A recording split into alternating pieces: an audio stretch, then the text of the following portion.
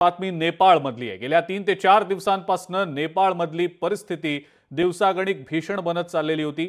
तरुणांनी केलेल्या आक्रमक आंदोलनामुळे नेपाळचं सरकार बरखास्त झालं। अनेक ठिकाणी जाळपोळीच्या तोडफोडीच्या मोठ्या प्रमाणावर घटना घडल्या। अशांत नेपाळ पाहायला मिळालं होतं गेले 3 ते 4 दिवस। तरुणाई तिथली संतप्त झालेली होती। अनेक राजकीय नेते लोकप्रतिनिधी यांच्या घरावर संतप्त तरुणांनी हल्लाबोल केलेला होता आणि नेपाळमधली परिस्थिती अराजकतेच्या वाटेवर जाते की काय असंच वाटत होतं। नेपाळमधली सद्यस्थिती नेमकी काय आहे हे जाणून घेण्यासाठी थेट नेपाळहून स्थानिक नागरिक आहेत, ते आपल्या सोबत सध्या जोडले गेलेले आहेत। त्यांच्याशी आपण संवाद साधूया। तिथली सद्यस्थिती नेमकी काय आहे आपण त्यांच्याचकडनं जाणून घेऊया। राहुल जी, बहुत बहुत स्वागत है आपका लोकशाही मराठी में। अभी फिलहाल नेपाल की क्या सिचुएशन है? वहां पे बहुत अनरेस्ट चल रहा था 2-3 दिनों से, हमने पूरे विजुअल्स उसके देखे। वहां की जो यूथ है बहुत एग्रेसिवली रस्तों पे उतर आई थी, सरकार के खिलाफ बहुत सारे मोर्चे निकले थे। फिलहाल अनरेस्ट कम हुआ है क्या? फिलहाल वहां की क्या सिचुएशन है? Thank you so much.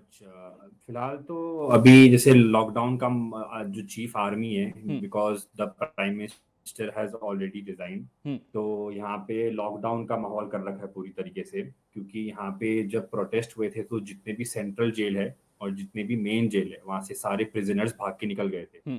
तो बड़ा खौफ का माहौल है कि अगर आप बाहर निकलेंगे तो लूटपाट हो सकती है।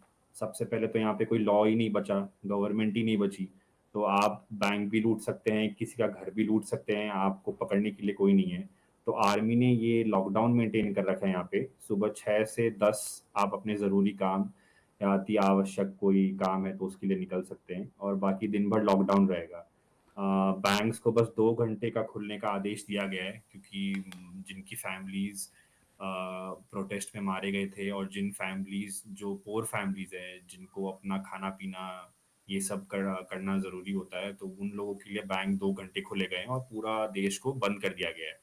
आर्मी हर जगह अभी धीरे धीरे प्रिजनर्स को ढूंढा जा रहा है, और करंट सिचुएशन के हिसाब से देखा जाए तो जो चीफ आर्मी है वो लोग एक कंक्लूजन पे आ रहे हैं। जो सुप्रीम कोर्ट की हमारी फॉर्मर चीफ जस्टिस थी सुशीला कार्की जी, उनको इंटरिम लीडर बनाने का बात हो रहा है। जी, तो राहुल जी, ये जो इंटरिम गवर्नमेंट है जो फॉर्म होने वाली है, उसके बारे में फिलहाल क्या वहां पे सिचुएशन क्रिएट की जा रही है? क्योंकि पॉलिटिकल अनरेस्ट तो हमने 2 से 3 दिन कंटिन्यूसली देखा था, यहाँ पे सिविल अनरेस्ट देखा था, और जिस प्रकार का माहौल फिलहाल नेपाल में है, नेपाल एक टूरिस्ट हब भी है, दुनिया भर से लोग वहां पे आते हैं, और बहुत सारे फॉरेन जो टूरिस्ट आते हैं उनकी सिक्योरिटी के बारे में क्या फिलहाल वहां पे किया जा रहा है? आपने बोला आर्मी रास्ते पे उतर आई है, कर्फ्यू जैसी सिचुएशन है, तो उस हिसाब से वहां पे क्या फिलहाल घट रहा है?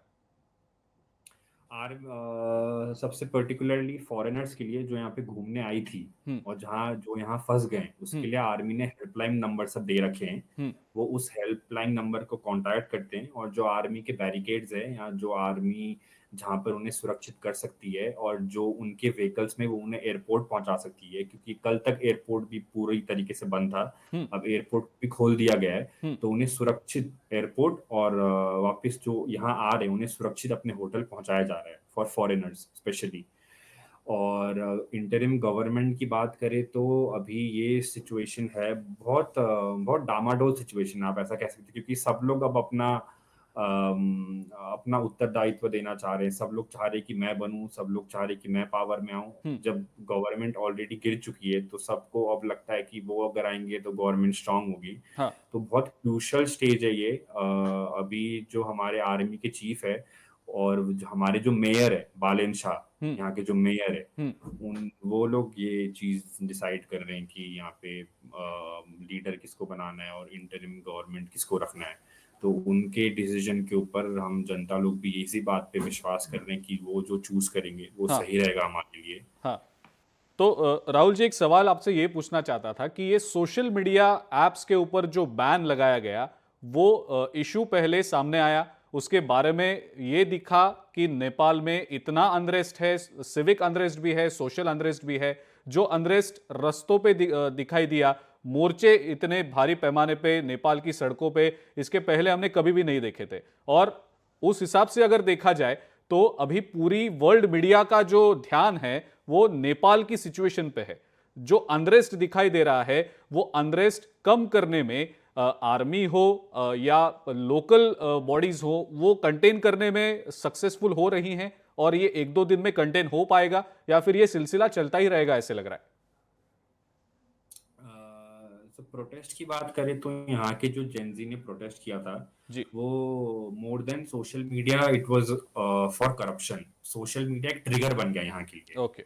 सोशल मीडिया एक ट्रिगर बन गया जेनजी के लिए प्रोटेस्ट करने के लिए, और सोशल मीडिया एक ट्रिगर और अपॉर्चुनिटी बन गया उन लोगों के लिए जिन्होंने सारे प्रॉपर्टीज वैंडलाइज किए हैं और जिन्होंने सारे बड़े बड़े होटल्स को जला दिए गए हैं। क्योंकि यहाँ पर दो कॉन्स्पिरेसीज आती हैं। जी। लोग ये भी कहते हैं कि जेनजी ने नहीं जलाया है बड़े बड़े होटल्स और मिनिस्टर्स के कैबिनेट्स और पार्लियामेंट। वो अब ऑलरेडी जब आप देख रहे हैं कि एक देश की स्थिति इतनी खराब है तो उसके आड़ के अंदर में बाहर के फोर्सेस ने और पॉलिटिकल लीडर्स जो ऑलरेडी बहुत करप्ट है उन लोग की चाल थी ये हाँ। कि वो पार्लियामेंट को बर्न डाउन कर दें, वो मिनिस्टर्स के घर को जला दे और नाम जेनजी पे आ जाए। ओके। तो तो राहुल जी, मेरा यही सवाल था आपसे कि ये कॉन्स्पिरेसी थियरीज के हिसाब से पहले देखा जा रहा था, उस पॉइंट ऑफ व्यू से देखा जा रहा था, लेकिन नेपाल की जनता को भी ऐसे लगता है कि जेनजी का जो ये आंदोलन हुआ उसकी आड़ में ये बहुत सारे इश्यूज सामने लाए गए, कुछ एनजीओस का नाम भी सामने आया,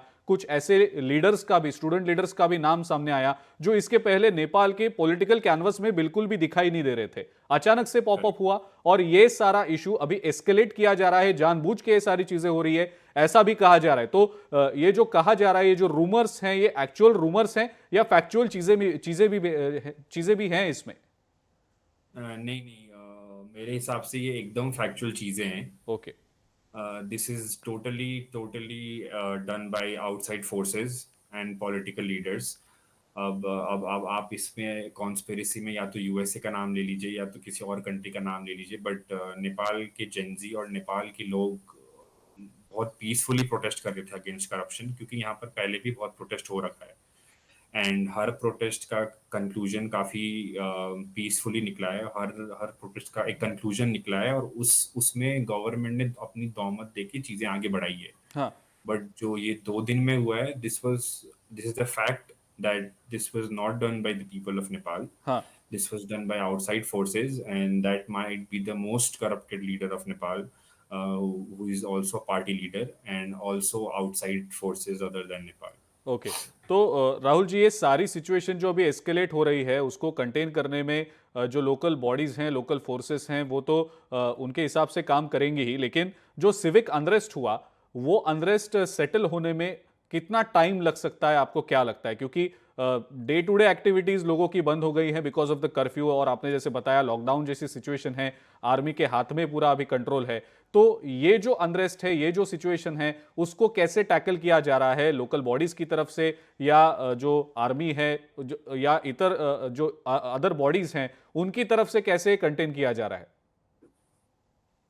लोकल बॉडीज से भी ज़्यादा I would like to specifically say that कि आर्मी ही इकलौती एक बॉडी है जो पूरे देश को फिलहाल के लिए संभाल रही है। क्योंकि अगर लॉकडाउन नहीं हुआ होता तो लोकल बॉडीज का भी इसमें आगमन होता, वो लोग भी ट्राई करते कुछ चीज़ें सॉल्व करने का, बट जस्ट बिकॉज सिचुएशन इतनी ज़्यादा डिटोरिएट हो गई है, आप बाहर निकलेंगे तो आपको पता नहीं कि वो आपका दोस्त है या वो कोई प्रिजनर है।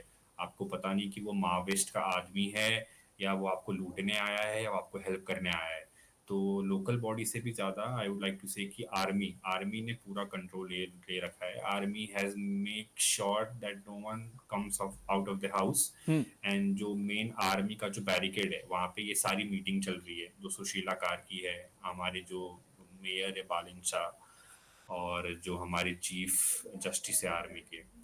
So they have come down to a conclusion that until and unless Sushila Karki is officially made the interim leader, and जब तक वो ऑफिशियल होके नेपाल को फुल्ली ओपन नहीं किया जाता है तब हाँ। तक यही लॉकडाउन रहेगा और यही कर्फ्यू रहेगा, और किसी भी लोकल बॉडी या किसी भी अथॉरिटी को वो लोग अथॉरिटी नहीं देंगे कुछ भी कंट्रोल करने का, बिकॉज डिस्ट्रस्ट का माहौल है यहाँ पे, आप किसी पे भी ट्रस्ट नहीं कर सकते। ओके। तो राहुल जी, ये डिस्ट्रस्ट का जो माहौल है, इसके पहले नेपाल में इतने बड़े पैमाने पे सिविक लेवल पे दिखाई नहीं दिया था। हमने हमेशा से देखा है कि नेपाल में अगर गवर्नमेंट चेंज भी हो रहा है तो वो गवर्नमेंट डेमोक्रेसी के इलेक्टेड गवर्नमेंट का एक हिस्सा, या फिर हमने जैसे देखा जो चलता आ रहा था कई सालों से, उस तरह का गवर्नमेंट होगा। लेकिन अभी लोग जो रास्ते पे उतर आए, और खास करके यूथ रास्ते पे उतर आई, और यूथ का यही कहना है कि अभी हम डिसाइड करेंगे कि कौन रहेगा नेपाल का गवर्नमेंट हैंडल करने वाला पर्सन, और हम ही डिसाइड करेंगे कि आगे क्या होने वाला है। आपने बोला कि बहुत सारी आउटसाइड एलिमेंट्स भी हैं जो ये कंट्रोल करना चाह रही हैं, और जिनका ये मानना है कि अगर आउटसाइड बॉडीज कंट्रोल करेंगी तो ही आगे नेपाल का फ्यूचर ब्राइट हो सकता है। तो ये सारी चीजें जो दिख रही हैं, वो जैसी दिख रही हैं वैसी है नहीं, ये तो क्लियर है। लेकिन फिर अभी जो नाम सामने आ रहे हैं, आपने कार्की जी का नाम बोला, आर्मी चीफ हैं, उनका भी कंटेंशन दिखाई दे रहा है, और एक दो नाम आ रहे हैं, बालेंद्र शाह का नाम भी सामने आया था। तो इसमें से अभी जो डेडलॉक क्रिएट हुआ था कि गवर्नमेंट फॉर्म कौन करेगा, इंटरिम गवर्नमेंट कौन फॉर्म करेगा, तो वो डेडलॉक कभी खत्म नहीं हुआ अभी तक। तो ये आगे कब तक खत्म होगा ऐसे लग रहा है? लोगों में क्या भावना है इसके हिसाब से? इसमें ऐसा है, आज सुबह 9 बजे शीतल निवास, वहां पे मेयर बालेंद्र शाह और सुशीला कार्की जी की टीम बैठी थी। हाँ। एंड होपफुली कल रात तक या कल सुबह तक हमें रिजल्ट देखने को मिलेगा। जो मेयर बालेंद्र शाह है, उन्होंने ट्वीट भी किया था, हाँ। और उन्होंने अपना वोट आउट भी ये डाला था कि मैं भी इस चीज़ के समर्थन में हूँ कि सुशीला कार्की जी इंटरिम गवर्नमेंट की लीडर बने। एंड यहाँ पर हम आम आदमियों का इसमें क्या कनेक्शन है बोलने से, हम लोग बालेंद्र शाह को बहुत सपोर्ट करते हैं यहाँ पे, because he has done great work for Nepal okay. And we know that how true he is to Nepal. Okay. So जो वो करेंगे हम उसके हित में रहेंगे। पहले यहाँ की जनता ने बोला कि हम बालेंद्र शाह को एज अ प्राइम मिनिस्टर चाहते हैं, ओके। बट चीज़ों को प्रैक्टिकली भी सोचना पड़ता है। जी। लोगों की भावना है कि वो बोल रहे कि हम चूज करेंगे, बट ऑब्वियसली ये जुडिशरी वे में वर्क करेगा। तो लोग जो बालेंद्र शाह चाह रहे हैं, और जो बालेंद्र शाह जिस संगति में अभी बैठ के इंटरिम गवर्नमेंट बना रहे हैं, उसको लोगों ने फुल समर्थन दिया है। यहाँ का जो लोकल बॉडीज के जो हामी नेपाल बोल के एक ऑर्गेनाइजेशन है, उनके थ्रू हमें ये पता चलता है कि everyone is supporting Balendra Shah and Balendra Shah is supporting Sushila Karki. So इस तरीके से नेपाल के लोग और बालेंद्र और सुशीला कार्की जी का समर्थन मिलके हाँ। आज शाम तक या कल सुबह तक एक फैक्चुअल निर्णय निकलने वाला है। आज सुबह 9 बजे मीटिंग भी हुई है, तो हाँ। रात तक हमें उस मीटिंग के माइन्यूट्स भी मिलेंगे। ठीक है। ठीक है, हम आशा करते हैं राहुल जी की कोई पॉजिटिव आउटकम जल्द से जल्द आए, और ये जो डेडलॉक है इंटरिम गवर्नमेंट का, ये जल्द से जल्द खत्म हो, और नेपाल के जो सिटीजन्स हैं, जो नागरिक हैं, उनको जल्द से जल्द राहत मिले, उनका डे टू डे लाइफ जो है वो जल्द से जल्द शुरू हो, और ये जो अनरेस्ट है, ये जो केओस क्रिएट हुआ है कुछ दिनों से, और मेरे ख्याल से कुछ महीनों से चलता ही आ रहा था, जो एस्केलेट हो के बर्स्ट आउट हो गया, ये जल्द से जल्द खत्म हो, ऐसी ही आशा करते हैं। पॉजिटिव आउटकम जल्द से जल्द निकले, यही आशा करते हैं। बहुत बहुत शुक्रिया लोकशाही मराठी से, आपने इन डिटेल बात की, और जो इश्यूज हैं वहां के इन हैंड, वो इश्यूज आपने लोगों के सामने रखे, इसलिए राहुल जी बहुत बहुत शुक्रिया। तर नेपाळची सध्या स्थिती नेमकी काय आहे आपण जाणून घेतलं तिथल्या स्थानिक नागरिकांकडनं, आणि सध्या तिथं नागरिकांच्या अनुषंगानं कर्फ्यू लागलेला आहेच। सध्या सैन्याच्या हातात पूर्ण तिथली परिस्थिती आहे, आणि तिथलं जे अंतरिम सरकार आहे, ते अंतरिम सरकार नेमकं कोणाच्या नेतृत्वाखाली स्थापन करावं याबद्दलची चर्चा सध्या सुरू आहे।